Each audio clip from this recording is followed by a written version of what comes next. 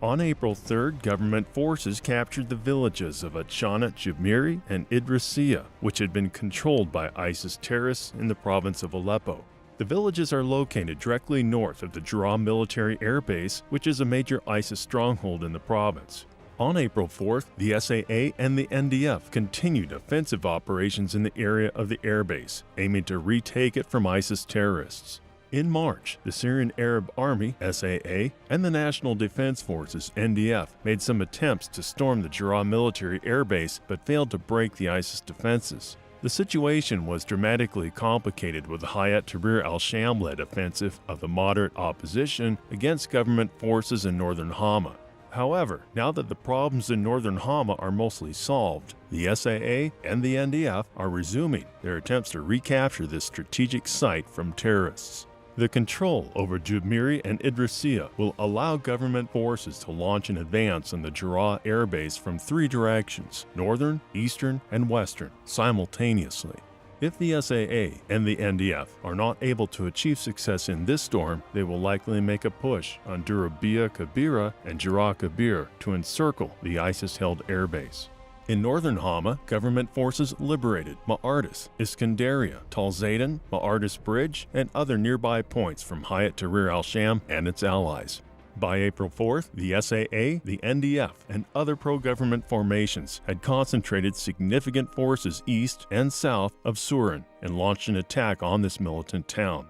Artillery and airstrikes continued against militant targets in the vicinity of Hulfiya, Tal Nasriya, and Tabat al-Imam. In case of a rapid collapse of militant defenses in the area, government forces could make a flanking maneuver aiming to besiege Tabat al-Imam from the northern direction, capturing Lahia, Buida, and Masasna. If the SAA and its allies are able to do this and to entrench in these positions, the situation of militants in Tabat al-Imam will have little chances of keeping the town. Turkish President Recep Erdogan has announced that Ankara is now preparing new military operations in Syria. We have completed the first phase of the Euphrates Shield operation with the cleaning of Syria's al-Bab from terrorists. It is now over, and there will be operations from now on. Right now, we are preparing for new operations to walk all over terror organizations in other regions. We will give new names to new operations. We have very good surprises for all terror groups, including the PKK, YPG, Daesh, and FET, waiting for the spring, Erdogan said during a rally in the province of Trabzon on Monday. As SF forecasted earlier, the official end of the Turkish Operation Euphrates Shield in Syria does not mean that Ankara is going to decrease its military involvement in the conflict. Furthermore, the Erdogan government is seeking options to increase its influence.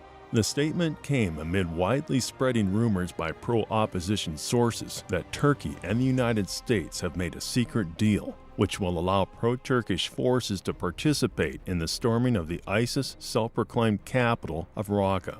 While these reports look barely reliable, the whole media campaign has a clear aim to play into the hands of Erdogan to allow Ankara to get a bigger piece of the pie under a pretext of combating terrorism. The growing Turkish influence will at least contribute to the Israeli, Qatari, and Saudi plans aimed at defending what they consider to be their own interests in the war-torn country.